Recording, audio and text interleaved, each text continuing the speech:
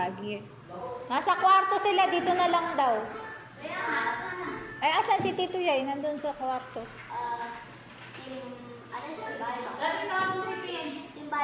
Bayad din yung mga yun. Wala. Bayad din pala yun. Ha? Bayad din yung amoy na yun. Anong ba ito? Bayad din. Gawin ako ng bayad. Ayun, sabihin mo kayo dati. Kuya, bantayan mo si Gabi. Ba't hindi ilabas na lang? Ano?